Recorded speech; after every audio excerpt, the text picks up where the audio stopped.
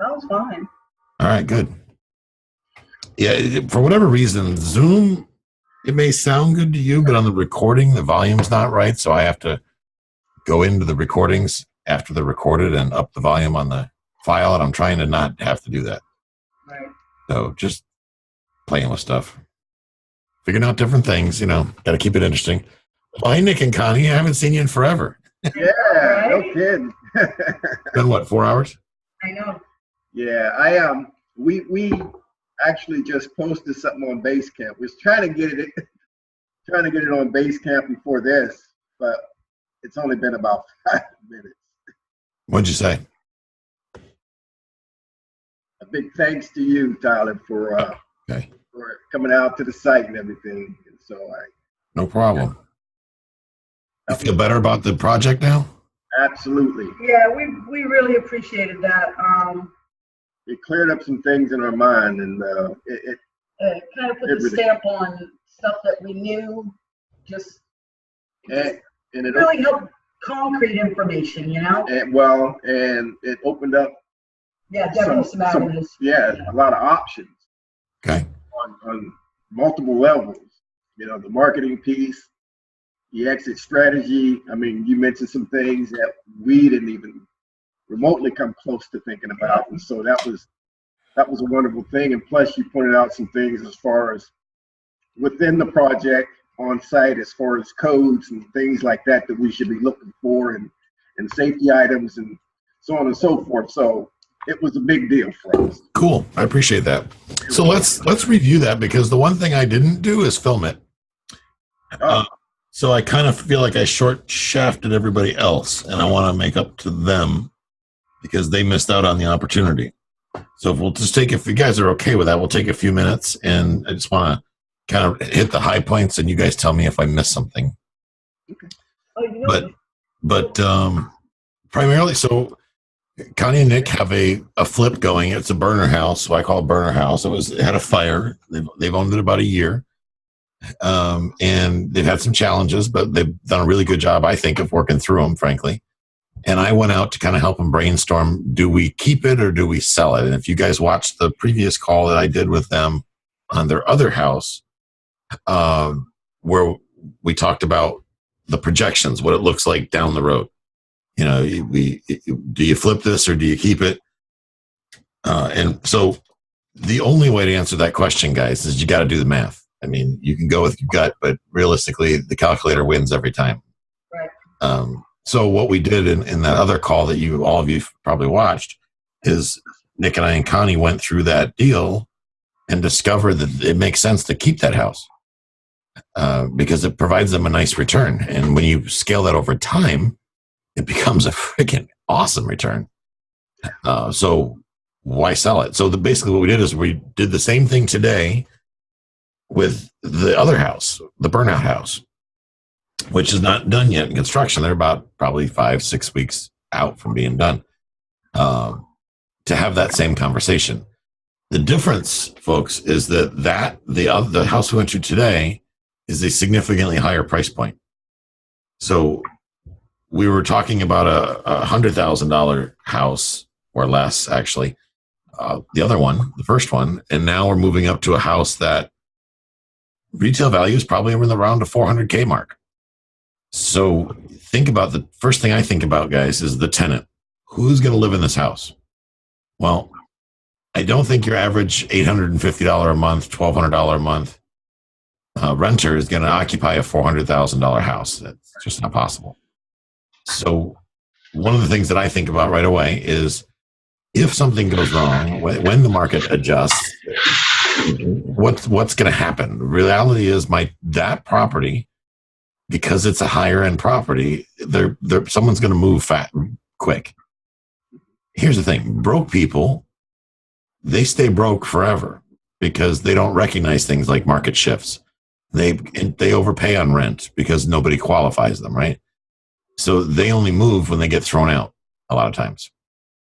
Even if they can't afford things, they'll live above their means, not knowing any better. So they'll stay put longer. But folks that can afford thousands of dollars a month in rent are generally a little more savvy than the average person at $800 a month rent. So that tells me that when there's an economic downturn, which we all know is around the corner at some point, that tenant, being more savvy, will be the first one to fly the coop. They're going to move. Because if that place is rented for, say, $3,000 a month, they're going to realize that they can go rent something else for $2,500, which will have a big difference in their budget. That leaves Nick and Connie with an empty house. The problem is, hey, puppy, I'm muted. Nick's like, that damn dog. I muted you guys.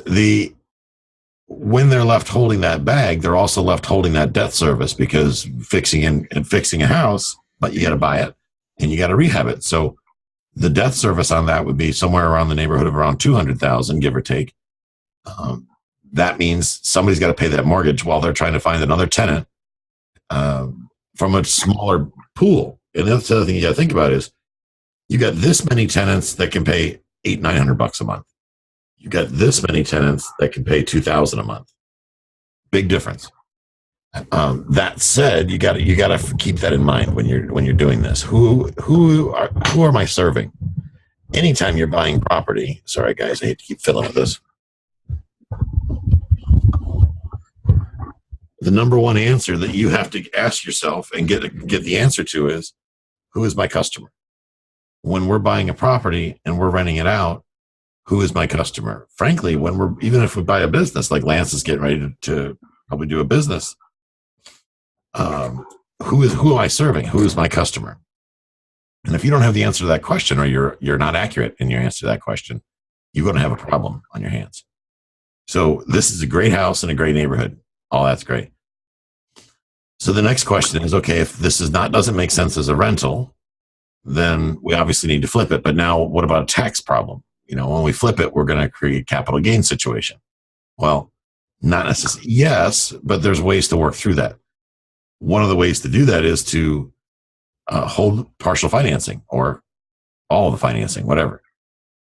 They have a hard money loan with a really good interest rate, which is cool, but they would need to satisfy that, because the rate, it's a hard money loan, it's a short-term loan, so the rate is higher than a long-term 30-year mortgage would be.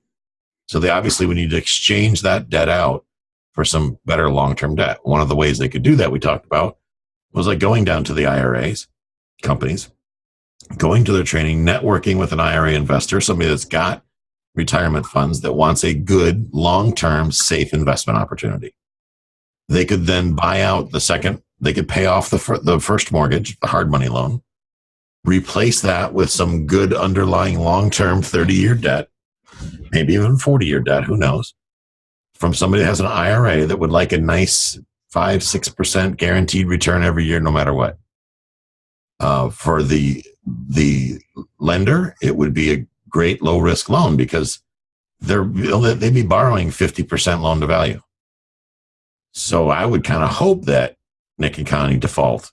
Please do. I'd love to take the house. You get a $400,000 house for $200,000. Even if the market crashed and the house was worth $300,000, the investor would still be ahead. So it's a no-brainer replacing that hard money loan. So the nice thing about the way they've structured this deal is that they have lots of equity in the property. The equity that was created by their own money. So the next question is, well, that's all fine and dandy. We fix this one thing. What about our money? Well, when they if they replace that debt, or the bank comes in and somebody buys the property, they could hold a mortgage for the new owners in second position. Well, then that begs the question, what if that person doesn't pay? What if it goes into foreclosure? We're talking about our retirement money here. That's not cool. So the answer for that is they have a note and a mortgage. They're in second position. As the loan holder, as the holder of the note, being a lender on the deal, they would have a right to continue to pay the first mortgage. Essentially, they could garner control of their property all over again, and they have the right of foreclosure. So they could do both. As long as they keep making the payments, I believe it's the Garn-St. Germain Act. As long as as the lender, continue to make the payments, we're good to go. So if the buyer goes and gets good low interest short term or long term financing, beautiful. They get their house back. They could sell it again. Not that they want to intentionally do that, but in the event that something went haywire, they have that ability. It's there if they want to pull that trigger. So that was a summary of it. Other thing, the contractor did a great job. I mean, he's not done, but one of the better jobs I've seen. I'll be honest with you. I've seen a lot of terrible rehabs. He did some extra steps that even surprised me. I didn't, not that I'm like Joe Contractor or anything, but things like putting fire stops in. Frankly, I didn't know what they were. And he said he installed these fire stops, which is basically a 2x4 going up the studs that helps slow down the rate of the fire. That's what you get from being a shade tree rehabber. I wasn't worried about all that fancy contractor stuff. We were just cutting corners anywhere we could. So I had a learning experience. That was cool. I got to meet the contractor. And it's a nice floor plan. It's a big house. It's the downside of it is it's the biggest house in the neighborhood by a long shot, which does present some challenges to sell it. But what I'd explained to them is they can hire a realtor, but if they're going to be in this real estate game, even as a buy and hold person, maybe it would make sense for them to go ahead and throw it on the market themselves and see if they can get it sold quickly, because the market's hot. It shouldn't be rocket science. More importantly, this one-time deal only, I don't want them to make a habit of buying houses and then trying to sell them themselves, because that's not highest and best use of either one of their time. But this would be a good hands-on exercise for them to really get good at the advertising piece, because you do basically the same advertising to sell a house as you do to rent one.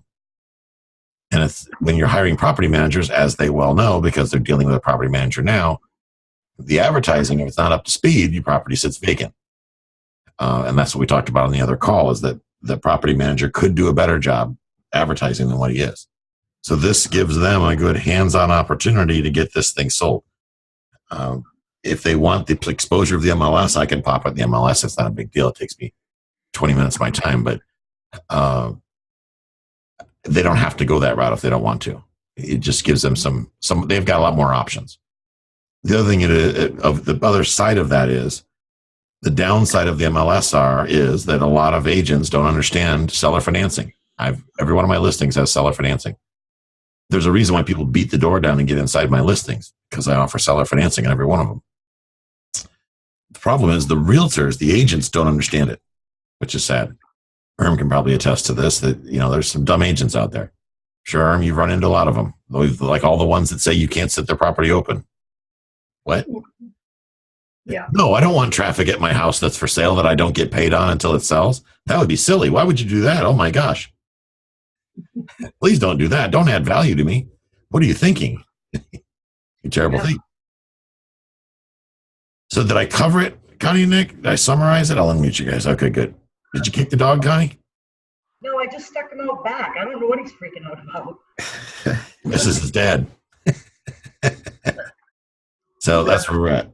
Sam, you have a deal review. Oh, marketing. I was just thinking, some of you're all on different experience levels as far as marketing. And I know, Carl, I'm starting to see a lot of your stuff coming out. Tasha, I'm seeing her stuff coming out. That's good. I would like to see that get uploaded. One of the things that you guys might want to do amongst yourselves is to kind of team effort that bad boy. One of the those of you that are on Meet Edgar is great, but it's not cheap. It's $50 a month. Maybe you guys could share an account. Now with Meet Edgar, you can only share to one person's personal account. But if you guys all shared in the use of the account, have like one person all do all the posting, maybe you guys could save some money and, more importantly, save some time. Just thinking out loud. So you guys talk amongst yourselves. Carl, that's something that might be right up your alley. You're doing a really good job at that. I don't know if you guys want to coordinate your efforts and kind of like what Lance and Carl are doing, but on a bigger scale. My thought process there is that you can, when they call curate content, let's say I have a picture with a meme on it or something, like a motivational something, and it's on my account. The cool thing about Meet Edgar is if you all upload your content in there, like it will take Lance's stuff and put it out on Lance's profile, but later it will put it out on Sam's. Well, the reality of things are, and you think, well, I don't really want that.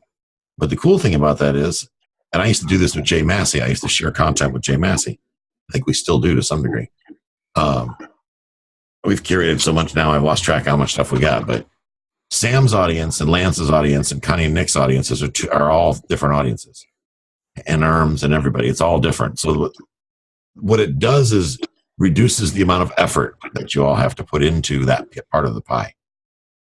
The cool thing is that your points are based on what's actually on your profile. So if you're going to put out 50 posts this month, you can still get credit over 50 posts, even though they're all leveraged off of one Meet Edgar account. Does that make sense? Yeah. One of the things that I did to help you put more content out there is think about the people that blog that are in our space, right? Think about, I hate to say it, but I don't have a problem with Rich Dad as in the Robert Kiyosaki part of Rich Dad, because he's the one that started it. What he did do, though, is he sold the rights to Rich Dad Education to a company called, I can't think of the name of it right now. Legacy down in Fort Myers. And that's where the six-figure upsells are coming from, right? So that said, there we go. Now I have the feedback. The information that Rich Dad himself, that Kiyosaki puts out, if you get on his email list, is really good. And content creators put out content to spread the word. And as long as you give them credit for it, feel free to repurpose it.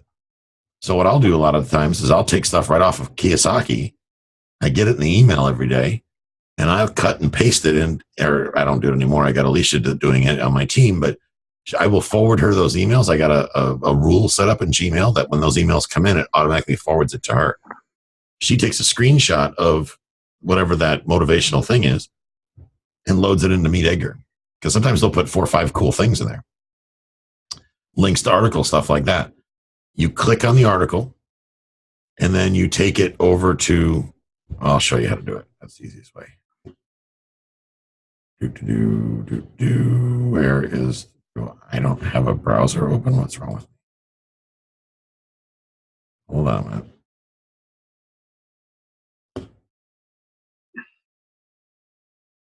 Share. Google Chrome. I'm off-grid air conditioning shopping. You caught me. That seems expensive, by the way. Anyway. Let's do this.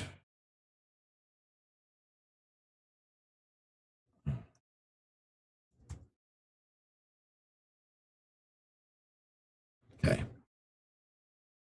So right here, Rich Dad Advisors.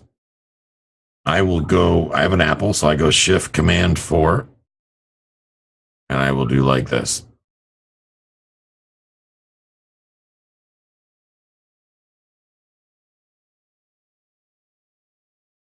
Boop. Now I've cut and pasted it. It lands on my desktop.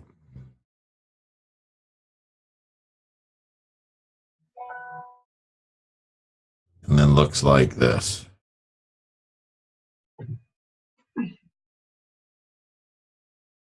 See, there it is. So I'll save that as an image, and then I'll upload it to Meet Edgar. Let's see here.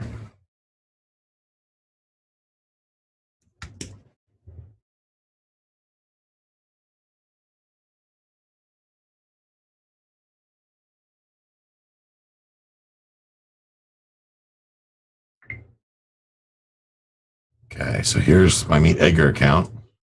I'll go up here to the top, and I go add new content. And I'm going to put inspirational funny. I'm going to click on the photograph. Click desktop. Click the screenshot.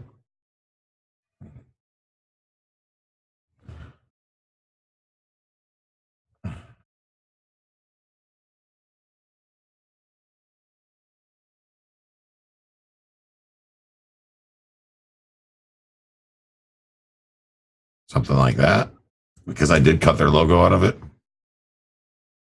And I click Save the Library. And it's done. That simple.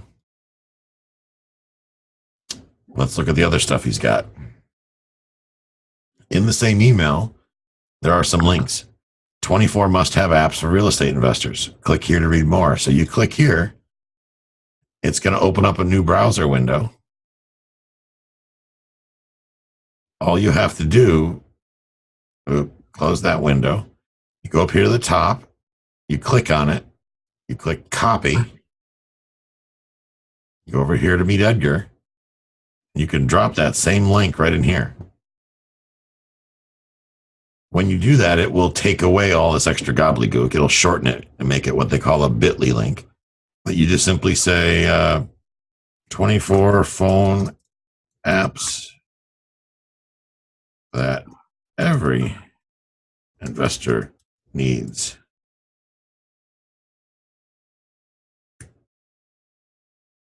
And now, since this box is checked, shorten links with bit.ly, I can schedule the settings. If I want a photograph, which I should probably put a photograph in there, I will go over here. I've got this little bugger here. It's called Unsplash, which is free apps. I'm looking for a image that I can use that talks about phone apps. There's one. I like that one. So I'll click download.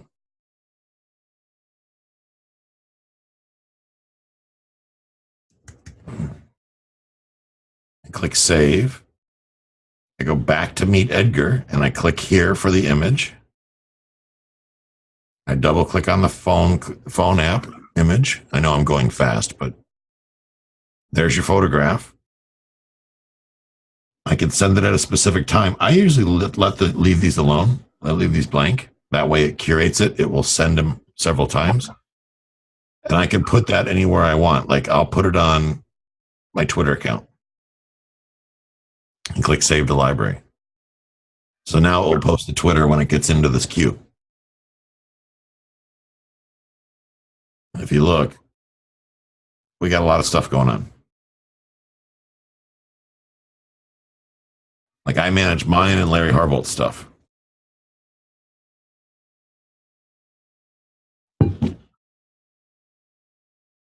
These are all the things that are coming up in the queue. Don't look. I don't want to spoil it for you. This is all the different things we got going on. This is the stuff we have in the library. See, I just put that in the library. That's what the post will look like.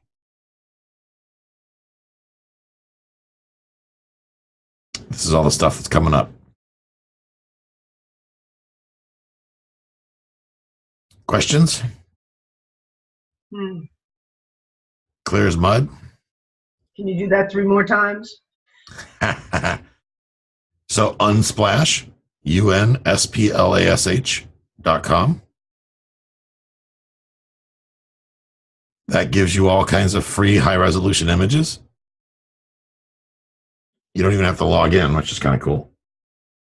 And it's some nice stuff here. These are what they call open source, which means, for example, if you publicize my logo without my permission, technically that's a no-no. Unless I've got it on the internet marked open source.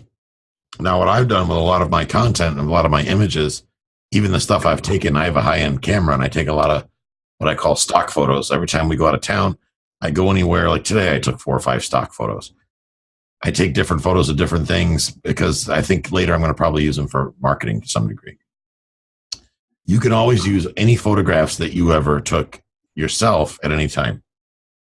What I do is I will put other images, I put them out on sites like Unsplash. If I got some really nice stuff, I will put them out as long as Cashflow Guys gets the photo credits. So if you have a flair for photography, don't hesitate to put your stuff out there for other people to use for free, but they're supposed to give you photo credit. Do they always? No. But sometimes they do, and that just gives you more credibility. So that's that. Let's see here. Can you tell I'm shopping for the woods? Yeah. It's a problem. So the cabin is if I forget one thing when I get to the cabin, it's like to get to the nearest store, literally, is probably like a 2-hour time commitment. I lost one nut for my chainsaw while I was using it. I searched feverishly for an hour for that thing because I knew to go to the dealer to get that specially type of threaded nut to hold the bar on was going to take all day, and it did. I had to drive all the way to Trenton, Florida to get it.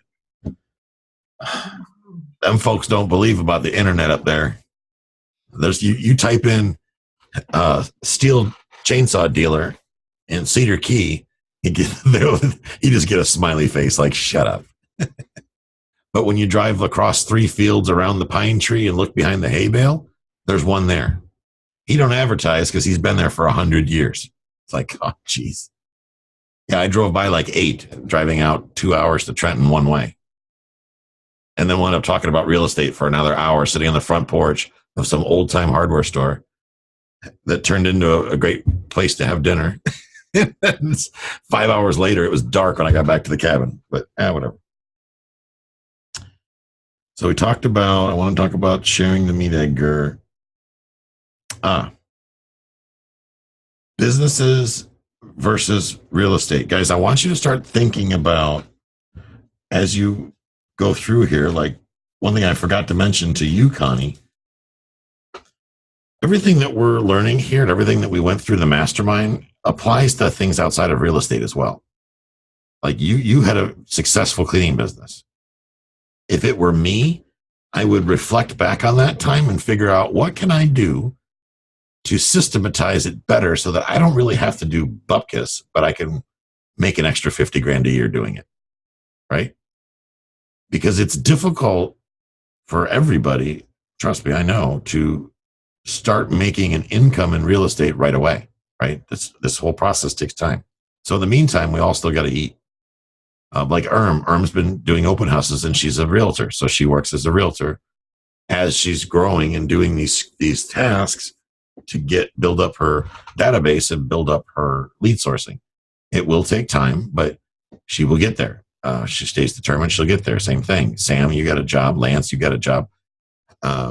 Lance and I had talked recently about the cash flow quadrant. There's the employee on the top left. And then there's the self-employed on the bottom left. There's the business owner and there's the investor. The goal is for most people is to transition from the left to the right. Lance, for example, has been in the appliance business since the beginning of time. He's doing real estate while he's an employee for an appliance company that he basically runs. It would make sense for Lance to open an appliance business. It just makes good sense for him to open an appliance business because he will, number one, change how he earns his income. That will be huge because by no longer being a W-2 employee, he's going to reduce or eliminate his tax obligation. By continuing to do real estate, he'll further that even better. So that he'll be able to, number one, if he wants to, he can invest his own money. If he doesn't need to, though, I was talking to Connie Nick about that today. You don't have to invest your own money. I would prefer you all get that out of your head. Stop worrying about what you don't or do have and focus on who you know and who you don't know. And if you don't know enough people that are ready to invest their money with you in real estate, then you know what problem you have to solve, right? Our money, and I'm stubborn. When I have a certain belief system in my head, nothing's going to shake it. It's tough to shake. And one of the things that I convince myself of is that my money's not for investing. The rest of America doesn't have any skills, so they have to invest their money. Those of us that have taken the time to develop skills, we don't have to invest money because we're investing our time. You see the difference there? And with our expertise, that which you guys are learning through this process, people will want to invest with you because, and I've said this before, because you're doing something that they're not either unwilling or unable to do themselves. All right. This is scary for all of us. Imagine not having the information that you guys now have. Imagine how much more scary it can be. So keep that in mind. That's a very valuable thing. Like Connie and Nick, I want to see you leveraging. Everybody should be sick and seeing you at both TV RIA and Advanta IRA events. Work that room. In the last cash flow game, Connie raised the money to do a big deal and wiped herself out of the rat race in a heartbeat. I mean, she was out. Bam. She actually had investors fighting over it. Literally. One dude who ironically happens to be an accredited investor in real life walked away butthurt that the deal got taken away from him because he was being a jackass. Well, he learned a valuable lesson that night. And I learned the investor identity of my investor, which worked out quite well, which is really what I was doing, by the way. So I'll go ahead and clarify that now. I use the cash flow game as a tool for me to help understand how my potential investors think and act. I intentionally put them into difficult situations to see how they respond. I don't know if you guys were noticing, but Paige was watching like a hawk, silently in the corner. Paige is no dummy. That was a calculated move. I knew, based on what our early conversations with that person, that he would act that way, but we wanted to confirm it. So we intentionally made somebody else. Remember I said, is anybody else interested in this? What was it? And then the lady next to you stood up, was like, I'm interested in it. And she was calm, cool, and collected, right? So he just basically showed his cards right there. And because of that action, we turned him down as an investor with us. Because that to us says that if he's going to act that way in a board game, how's he going to act in real life when we're talking about million bucks of his money? That's a problem. See, can you guys hear the dog barking? That's my neighbor's dog, Buddy. He knows I'm in here. Stupid dog. Dog loves me more than his owner. That's the big joke around here. What the hell's going on? Now she's yelling at him. That's the first time he's ever barked when I've been on recordings. But anyway. So this is why we got to get to the point to where you guys either need to be attending somebody else's cash flow game, or, if you're in a market like mine where there's a bunch of them, then just attend one and take part in it, take ownership in it. You guys do a pretty good job of that with mine. I know you're like Connie and Nick, you're still learning. As you get more comfortable, I would like to see you guys take more of an administrator type of thing, like helping people put deals together and stuff like that as you feel more comfortable. Lance does a really good job of that. Carl, I'm going to be expecting that out of you coming forward, because you're in a position now. I think you've learned enough working with Lance and with me that you should be able to start helping people make decisions themselves, inspiring people to think creatively. And when you do that, it puts you in a position of authority, right? And then they start looking at you as somebody that they want to do business with down the road. That's the whole name of the game. I'd like to see you making sure you come to the next one. I'm planning.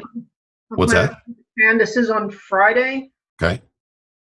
And then I'll be at your next one. I don't know when that is. I should probably look. Let's see here.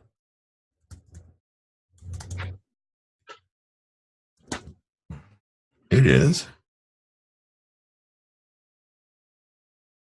on the 10th. May 10th? Thank you. Yep. Make sure you RSVP so I have a head count. I got limited seats. Okay. I'll kick somebody out if you're coming. So, I don't mind. Thank you. But make sure you RSVP so I don't have to do that. Sam, you have a deal review. Do you want to go through that while we're on the call? Sure. Okay. Anybody have any questions while I'm working on Sam's thing? I couldn't get a lot of information because I was going through realtors. Like, I have no idea why they want to sell. And it's really irritating trying to get the information from them. Yeah.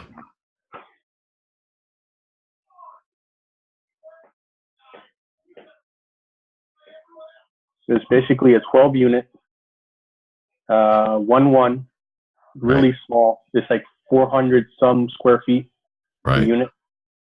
It's got window units for AC. They have separate electricity, separate water. and trash.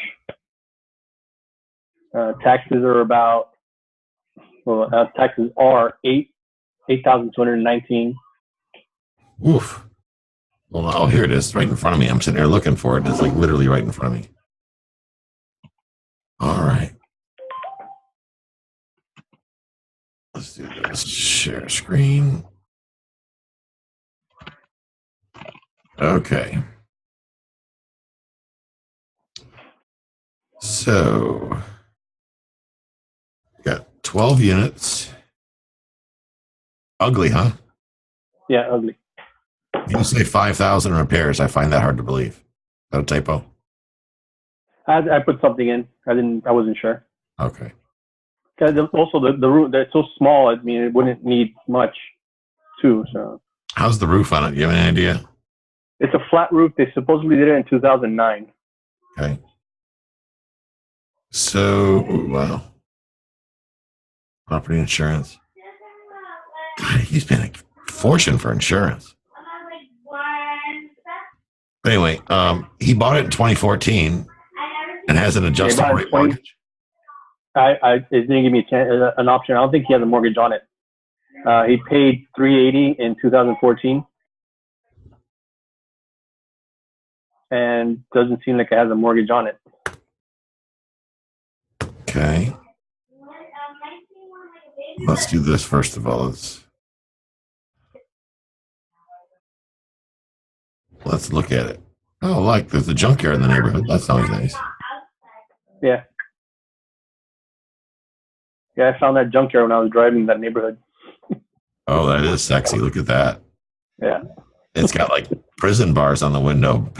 Yeah, awesome. on the inside. Am I delirious or is the building? Oh, it's just the photographs the way they stitched it. Yeah, it's the photograph. Yeah, yeah. I was looking at the roof line. I'm like, what is going on here? Is that some kind of Frank Lloyd Wright white trash design or something? So what's going on next door? So let's Next door is a church. Okay. And then there's a park. Just if you keep going the other way, there's a park right across that street. Like if you make this left, about half a block down, there's a park. Okay. So I like this. Yeah, that's the main road, and there's a bus line not too far away either. So I'm digging this, guys, because this does not scream low, high crime rate to me. Yeah, I was talking to the property manager. They were there when we were looking at it, and they said that area, at least that little area right there, is quiet compared to the other areas that they have.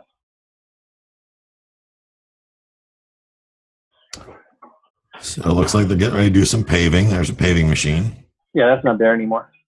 Right. Yeah, these are old photographs. Yeah. But the neighborhood seems okay. Yeah, it was really quiet when I was there. I'm not in love with a flat roof, but that's okay as long as we know that it's there. I mean, we'll just have to at some point deal with it. But all right, so let's get down to brass tacks. I understand you're working through the realtors, but I really want to know if they bought it in 2014, 4 years ago. Why in the world would they be selling it?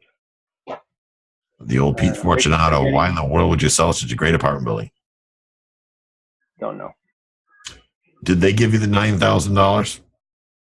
They told me it was $750 each apartment. By the times 12, it's $9,000. This is $600,000 ask. Of course, they want $997. No, they're asking. Yeah, they're asking $997. Did they send you a rent roll or anything yet? Yes. So is all this information accurate? According to the rent roll, yeah. Okay. I mean, their numbers as far as property management and stuff were off. I fixed them somewhat. Okay. Did they give you, does it say pro forma or projected, or did they give you actuals? No, they just gave me pretty much a little spreadsheet with the expenses, the annual rent, and the total expenses. And then they gave me the rent roll, which I have no idea where I put it. Okay, so let's do this. But it's basically, they were $750 each unit.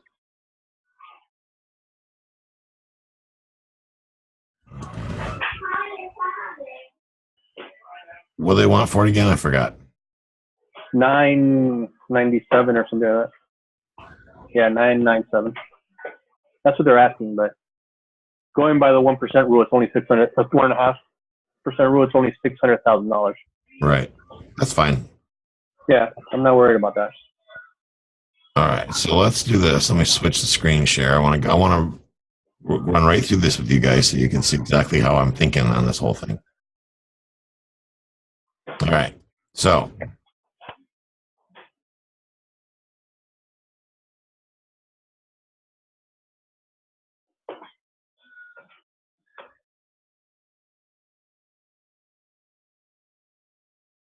the property tax.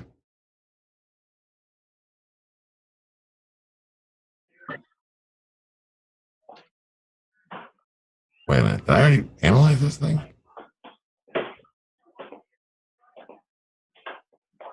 $82.19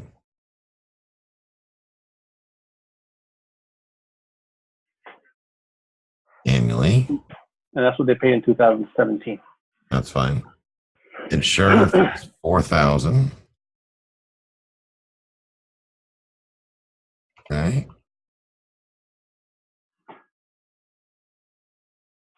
For now, we'll just go 10% of the income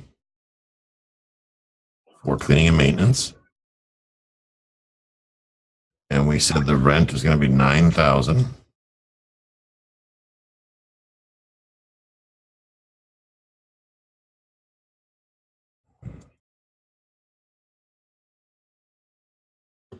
Okay.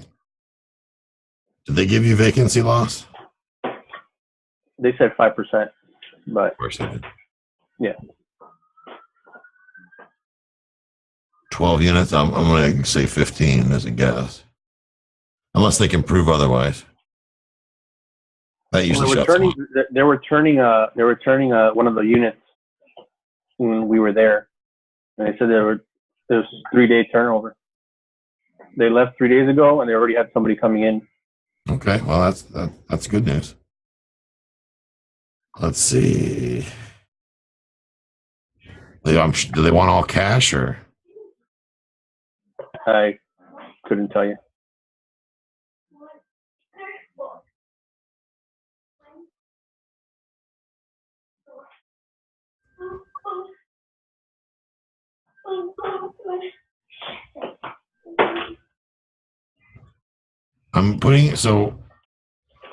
What I'm doing here is that traditionally the off-the-shelf standard apartment building mortgage in Florida right now usually is running about 20 years at 6% interest on the average. Okay.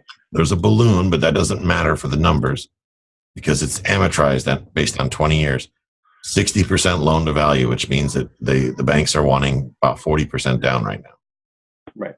So that would be private money coming in. So I'm just using that as a vanilla fill in the blank type of thing.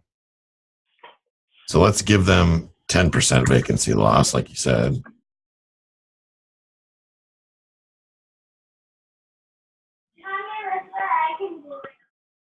All right.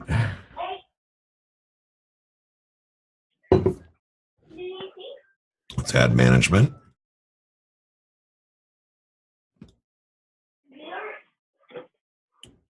We'll call it 15% of annual income.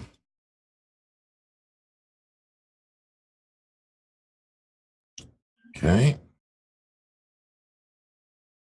Is that right? They also have listed in the expenses the license and the fire inspection. I don't know if you want to include that. Is that an annual? Yeah. How much is it? The license is $373, and the annual fire inspection is $320.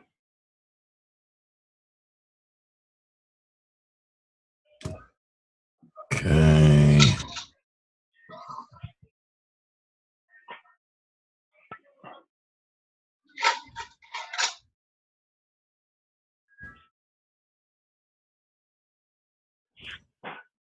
Yearly. Here we go. And then electric for the common area, they have here $720 annually. That seems light. Yeah. I was rounding up to 1,000. Let's look at their numbers first. What else? Insurance we already got. Vacancy, taxes, license, landscaping, $2,400 a month, a year. Sorry.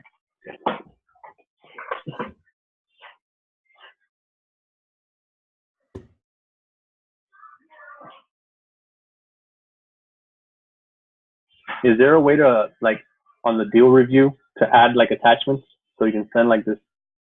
I need to get that. Yeah, I need to set it up that way. That'd be a good idea. Deal review needs attachments. Okay.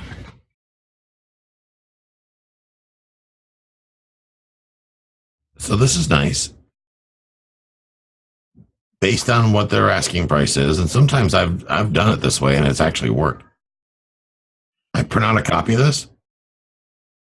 I go, let me ask you, Mr. Realtor, I'd love to buy this property and I'm sure it's fantastic.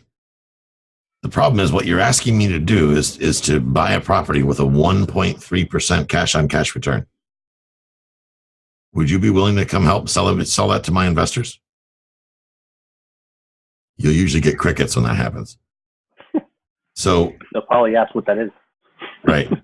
So what we'll have to, and the cap rate I'm not going to discuss, but the debt coverage ratio, the debt coverage ratio for a bank to loan money on this has to be a 1.65 or greater. If it's not 1.65 or greater, they will not loan money on it. It's considered a high risk deal. So the only way you can change that number is to increase the income, which you're going to do that after closing, or decrease the purchase price.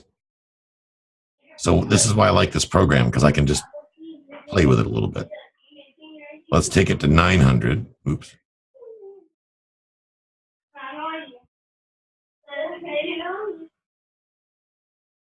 Let's see what that says.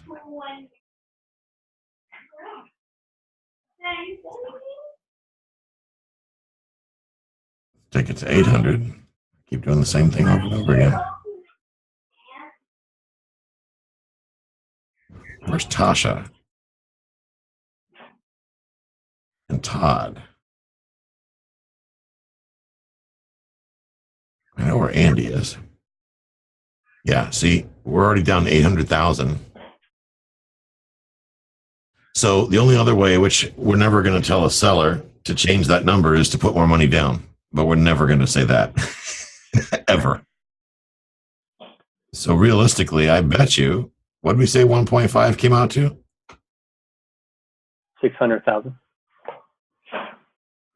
How about that?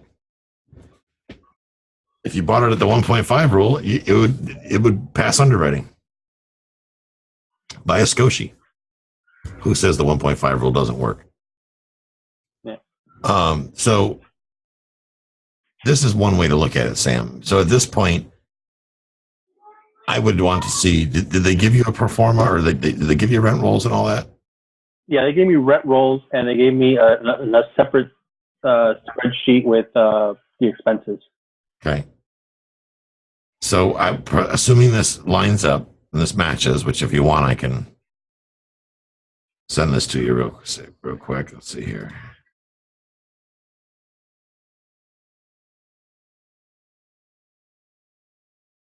Bear with me 1 second.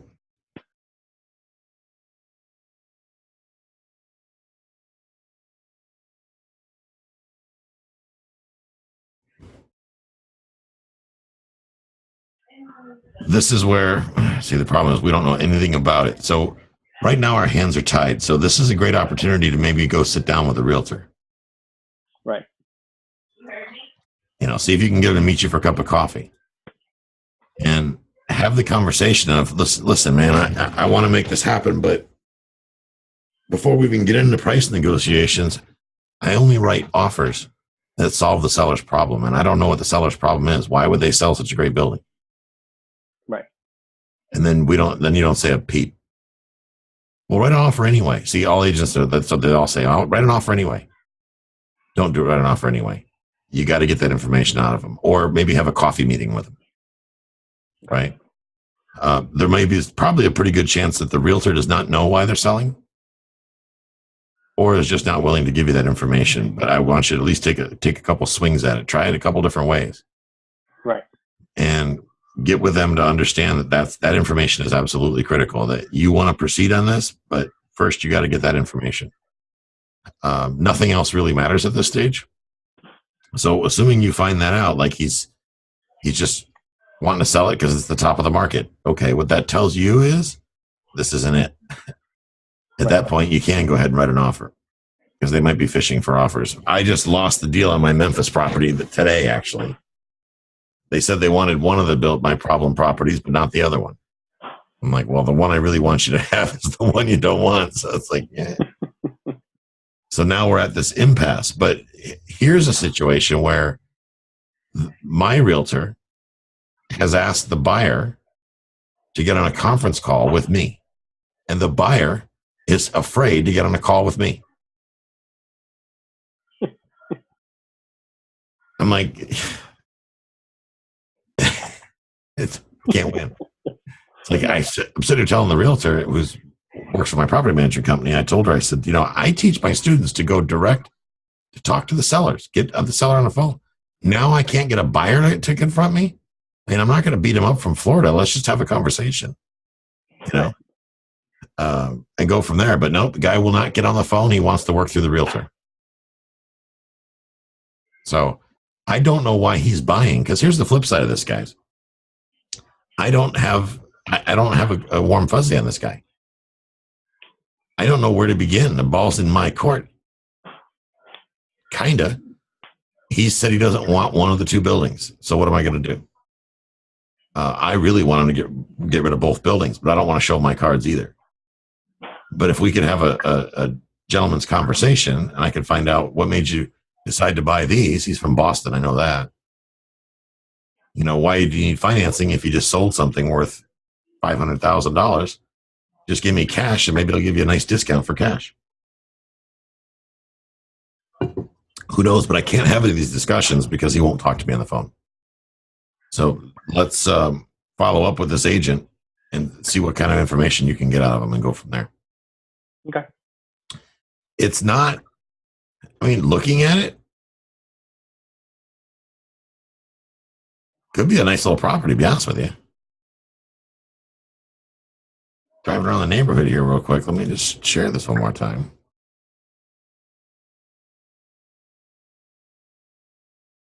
This could be made cute pretty easy.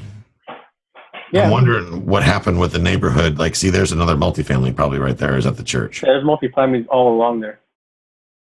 If you go down this street down here to the right, to the right, there's another building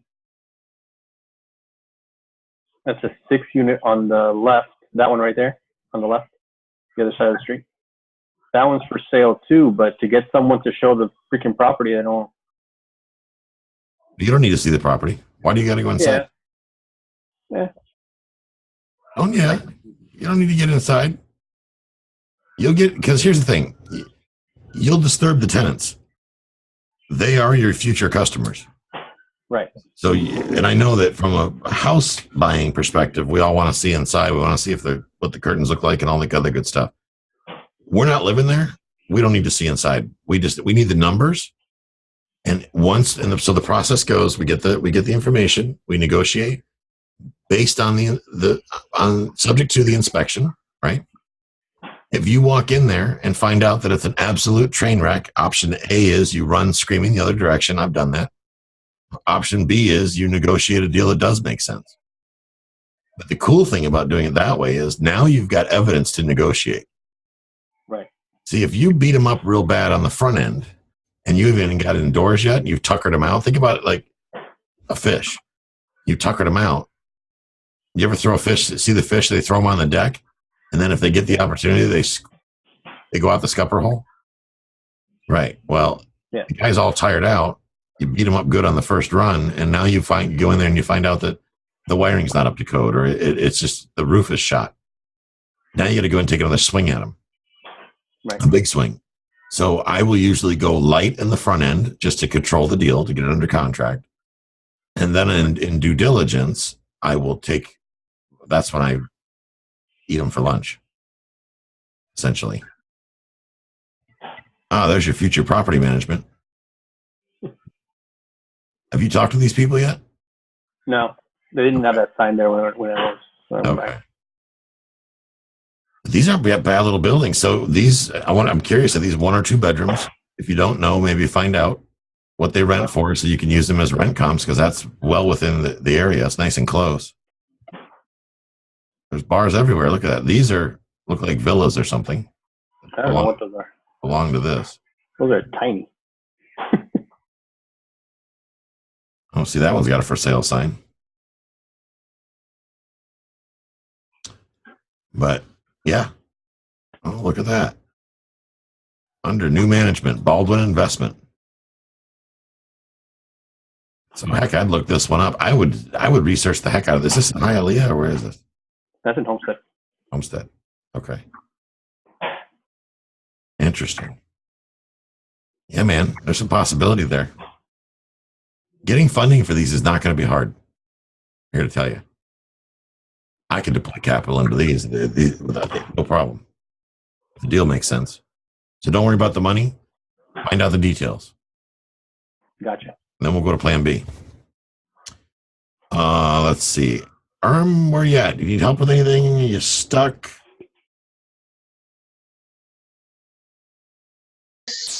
I should start putting more content on that. I did the business page, the Facebook business page. Guess I'm overanalyzing what to put on it. I just gotta start doing it. Yep. Here's what you don't do being a realtor. Don't use that that service. What the heck is it? Realtor Source. Please don't be one of those people that says, couldn't you imagine yourself in this backyard? Couldn't you just imagine cooking in this kitchen? Because here's what that does. It pisses people off that can't afford that kitchen. Yeah. Right? I'm one of them. You put that, I love to cook, and you put a mega mansion photograph on Facebook and ask me if I want to cook there. No, but I'm going to wish you dead, because damn it, that's a really nice kitchen overlooking the Greek Isles, you know. Well, I did have, that was one question I had about mixing the investment and regular real estate on that page. I can do that? Sure. Okay. They go hand in hand. Okay. Here's the thing. One of the things you can start to do with your license is market yourself to buy and hold investors. Serve people like you. You want to be a multifamily investor, right? That's your goal. Yes. Then your target audience should be that person, that buyer, because that's going to put you in the market looking for them. And what you're going to find is that if you give them 20 properties, they're not going to want 19 of them. But you're already going to have the information and all the intimate details of all the other 19. So you can, I mean, that's really why I changed what I do. I mean, yes, I sell flips primarily because I have one big client that gives me a ton of flips. Well, I got 2. One's, she's out buying right now. I'm telling her, what are you doing? Stop buying. The market's going to crash. But she keeps giving me money. So whatever, if you insist. But service who you want to become. You know, I can market to investors, but where do I find the multi-families to offer them? Right on the MLS.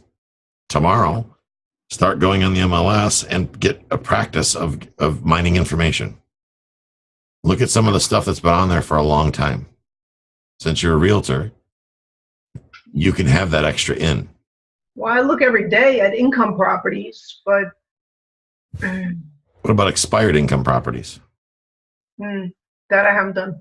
Expired income properties means that the realtor had no idea what they were trying to sell when they were selling it. Ah. The end. So all you have to be able to do is determine actual rent and expenses and work with them as a counselor, and you will have sellers lined up.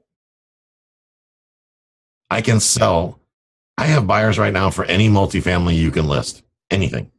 I'll sell it by noon for whatever price you can come up with, pretty much.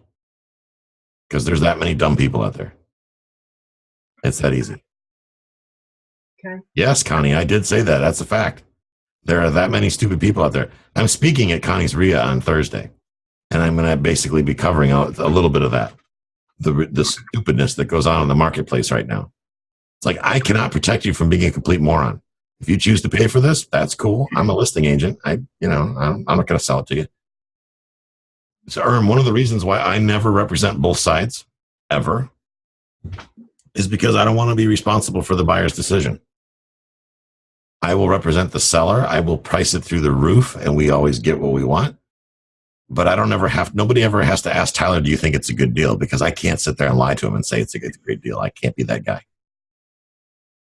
But I'll beat the tar out of the buyer's agent. I mean, I will say things like, your client is going to be pissed at you if you have to keep dragging them all over town. What the hell's wrong with you? Now's the time to pull the trigger. Write an offer. What are you waiting on? I'm not going to rip your head off. The seller's a nice person. Write the offer, write the offer, write the offer. And they get all excited. They get commission breath. Yay, and they write the offer. Come in hot and strong. This is a great client of mine. And these agents do all the dirty work. It's the reality of things. So there's a treasure trove of listings right now available in the multifamily space right here, North Pinellas and South Pasco. I would start working some of those. The expireds. And the first exercise would be for you, since you're a realtor and have access to MLS, look at the listing and figure out why they failed. Focus on multifamily, North Pinellas, South Pasco. Look at expireds or withdrawns and find out why and figure out why they failed. Then call and find out for sure. That's going to give you the practice of information mining. So you're going to learn where to find the sellers, right? And how to get their information. And at the same time, you're going to be analyzing a lot of deals. And I bet you that if these people are motivated and they know that you're an agent and you could probably take that problem off their hands right now, even at maybe their price, if they give you your terms, maybe we can put a couple deals together. Okay. People don't go through, in most cases, people don't go through the hoops of listing, especially a multifamily property, unless they really want to sell it. Okay. I'm even toying with the idea of putting my place on the market at $900,000. Seriously. But where will you live? I don't care if I sell it for $900,000. I have a nice cabin in the woods. For $900,000, I'll figure it out. Because that will give me a $700,000 profit on this property in 2 years. I'll figure it out. I'll even pay the taxes. I got no problem with that. Wow. Because some idiot might actually pay for that. I kind of want to do it as a social experiment, just to see what kind of feedback I get. That's evil. Well, I bet you I try to get it under contract. It won't appraise. It's going to have to be a cash deal, but whatever. But think about it, guys. Let's see. It does. Last month we did $7,200 divided by 1.5%. That's $480,000 right there. So if you go $7,200 at the 1% rule, which is what most people are buying at right now, the 0.8 or 1%, that puts you at $720,000. I'll even hold the financing at $900,000, and that note will get sold like that. I will go buy big buildings with that money. So, Carl, any questions from you? I haven't talked to you yet tonight. I talked to Sam. I talked to Connie, Nick today. You said something about businesses earlier. Mm-hmm. That's my only question for tonight's call was where do we look for those? And Or look at those or compare them or whatever. I don't recommend buying a business that you don't know anything about.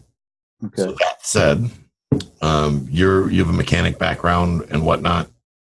It's not for everybody. I frankly wouldn't be giddy about buying a business, unless I really knew the business itself. Like I would maybe buy like a charter company or something like that because I know about that. I would buy a trucking company because I know about that. Yeah, I know about that too. Right. I wouldn't buy a monster truck because I don't know bupkis about a monster truck. I know about it and I wouldn't buy it. See, there you go. So if you wanted to buy a business, I would focus on only things that you are currently an expert at. Gotcha. Just because of the analyzation of the process, right? You got to be able to look at it and know how to make it succeed. The thing about building a business and why I'm going to ride Lance like there's no tomorrow is if he starts this business, he's got to work on the business as a B, not as an S. Mm-hmm. And I'm going to give him about 6 months as an S because he knows enough about this business now that he doesn't really even need 6 months as an S. And by that, I mean, of all the technicians around, he's one of the few that doesn't ever get a call back because he fixes it right the first time. So what he really needs to do is focus on finding people to replace himself. If he can't find that in 90 days, he will likely fail. So he needs to go into that with that mindset, finding someone first to replace himself because he needs to be out working on the business, drumming up more business, and then finding someone to help him drum up more business. Because at the end of the day, he needs to be the business owner, not the business person, if that makes sense, right? It's like, yep. Connie, the same thing goes for you. You figured out how to make money at a cleaning service. And let me tell you, sister, that is one business that has a need in this community because there's nobody doing it well anymore. Right? So I get that the girls are a hassle because we fired our maid because they don't do a good enough job. And that $100 or $80 to clean our unit and $100 for the vacation rentals. It's like, I shouldn't have to clean again after you leave. So maybe if you just took completely a leadership role, maybe that would be worthwhile. Build that bad boy up and sell it. You start that cleaning business or that appliance business, you build it up a year or two, you make it zing, and then you sell it and cash out. Who knows? Totally doable. I know realtors that retire and sell their business, their book of business firm. They build a business of buyers and sellers and referral business, and they're actually able to sell that to other realtors. I know Christina Griffin has bought several realtors' book of businesses over the years. So totally doable. Sam, I forgot. What do you do for a living? I work on copiers and printers. Okay. But I never want to see a copier and printer after I leave that job. I'm with you. Realistically, two of those buildings would put you out, depending on what your expenses are. Yeah, I've kept my expenses really low. Well, then maybe even one. Fourplex got me out. It's like, we live conservatively. Yeah, I figure about, just for me, not my wife, $2,500 because I get $1,000 from the VA. Right. So I can put me at $3,500. And our magic number is $6,000 for both of us. Perfect. We can live like kings on $3,800 because we have no living expenses and no debt. $3,800. The first time we got to that, we were like, oh my God. So every time we got a building, it's like, sometimes it's hard to stay motivated because we don't really need the money anymore. But then again, some things happen sometimes and we want to grow and expand. So that's what it is. Your doodads. Well, yeah. My doodads come from my arbitrage money, though, a lot.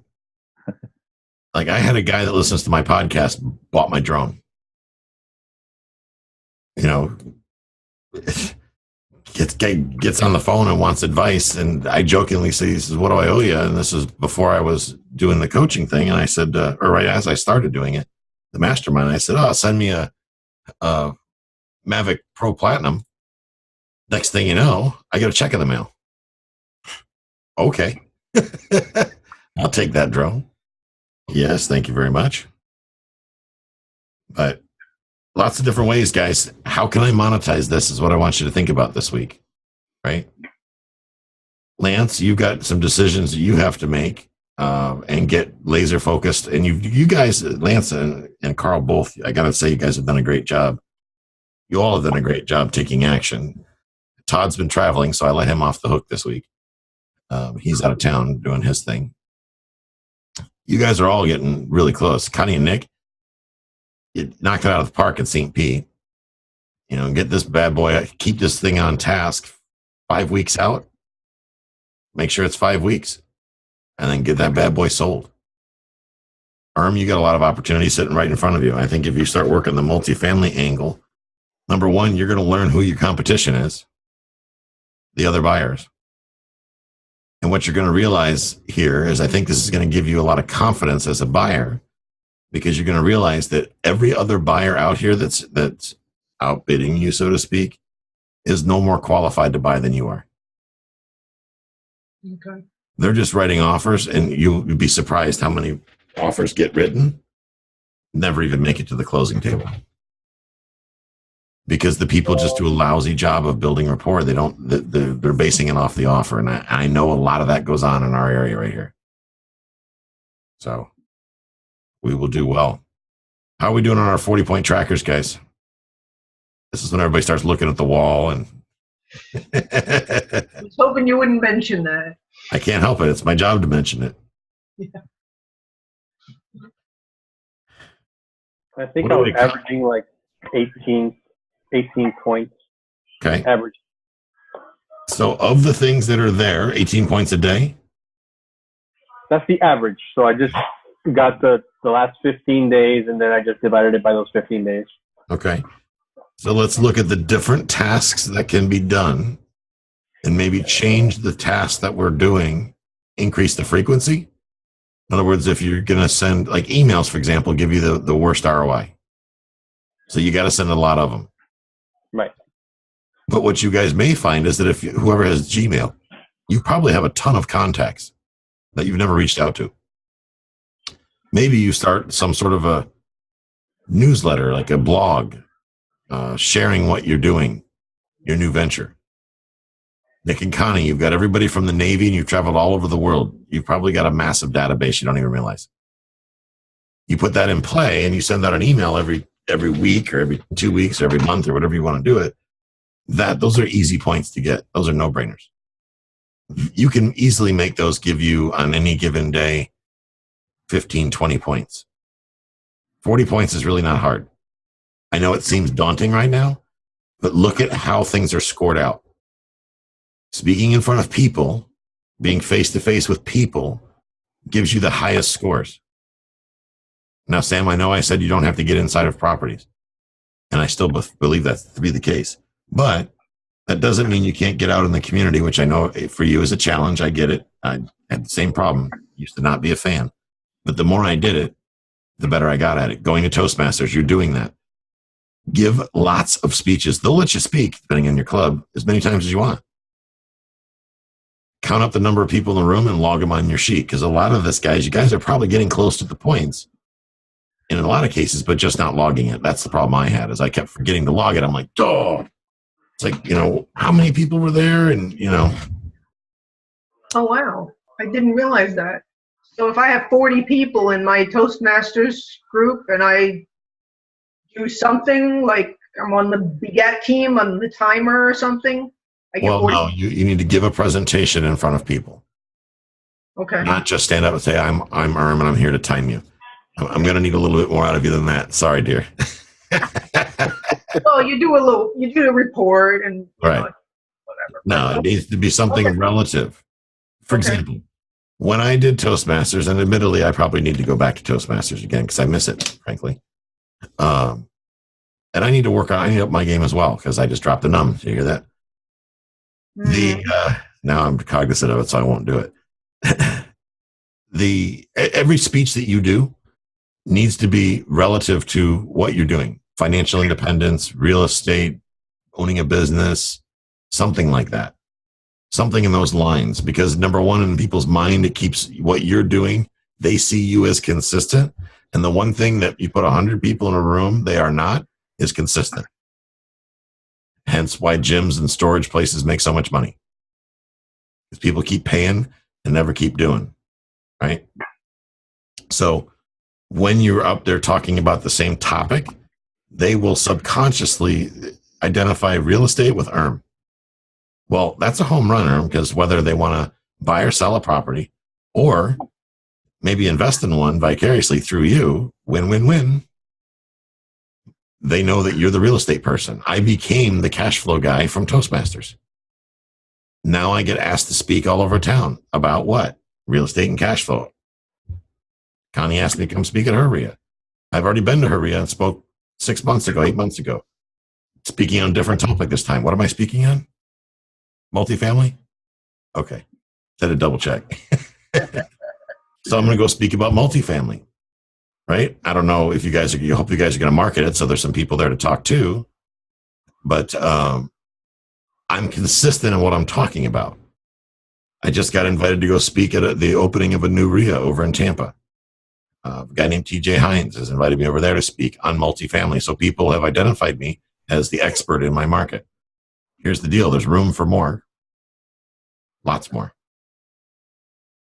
So I'm not going to be as approachable. If you and I were in a room, a lot of more people are going to come to you than they are to me. They think I'm the scary bald guy. You're the pretty blonde lady. Right? I'm the scary bald guy. So you're automatically going to get more attention than me. So there you go. Right? Last minute questions before we wrap up. How is Basecamp working for you guys? Good. Okay, good. I like it. It's Good. I feel that I can communicate with you guys more effectively in Basecamp because it's right there in my hand. You know, I like the app and I can respond to stuff throughout the day. Because in the past, you guys were waiting for me to get on Facebook, which I have all these tools and systems in my computer that keeps me off of Facebook. And I can't tell it that it's okay for me just to go to the group. So this is a great alternative. Alrighty, folks. Great session. Let's have a good week this week. Let's get some points. Points. Everybody should get to 40 points. I'm going to be a broken record. You're either going to quit or succeed, one or the other. So one more question. So for tonight, for this call, how many points do we get? There's 7 of us. Do we get 7 points? You're looking for the easy way. Did you give a presentation of value about real estate and investing to anybody on this call? No. I contributed. Maybe a little. No. Okay. I'm just clarifying. Since you said we probably have all these points that we don't know about, so I'm just clarifying. You're not cheating me. You're cheating yourself if you cheat. Just saying. Yeah. Right. Cool. Doesn't mean just because I won't single you out on the next call because you hit your 40 points doesn't mean you won't have to sit through me singling somebody out on the next call, because I guarantee all of you won't pull it off. So it's still going to be painful no matter what, but I want to see you guys win, right? This is not entertainment for me. I want to see you guys win. Fair enough? Good. All right, guys. Have a good night. Thanks a lot. Good night. I'll put this recording up here probably in the morning. Awesome. Cool. Thank you.